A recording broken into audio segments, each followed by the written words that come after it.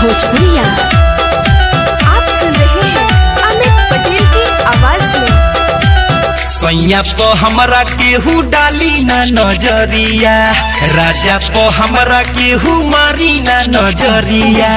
हम बानी गोर बाकी ई बाड़े करिया, हम बानी गोर बाकी ई बाड़े करिया। सौतीन बंगाली चाहे होखे फूल झरिया, कवनो ना मारी हमरा राजा पो नजरिया। हम बानी गोर बाकी ई बाड़े करिया, हम बानी गोर बाकी ई बाड़े करिया।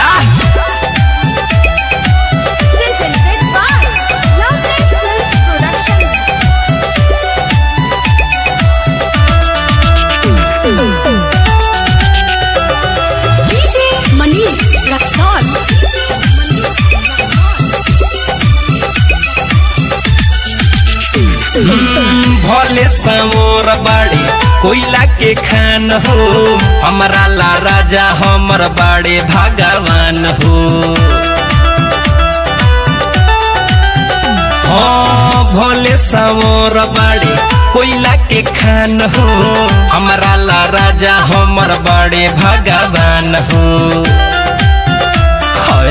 रग रग में बसल बाड़े दिल के ई भीतरिया, रग रग में बसल बाड़े दिल के ई भीतरिया। हम बानी गोर बाकी ई बाड़े करिया, हम बानी गोर बाकी ई बाड़े करिया।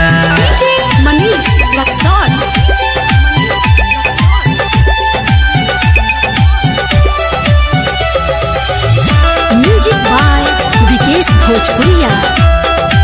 आप सुन रहे हैं अमित पटेल की आवाज में। हाँ करिले न केला शौख सिंगार हो, इहे त बड़े दुनिया हमार हो। है करिले न केला शौख सिंगार हो, इहे त बड़े दुनिया हमार हो।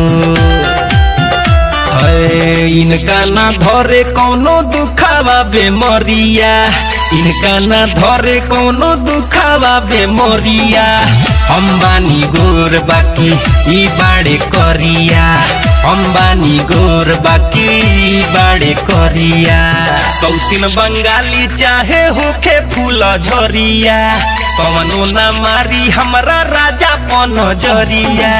हम बानी गोर बाकी ई बाड़े करिया, हम बानी गोर बाकी ई बाड़े करिया।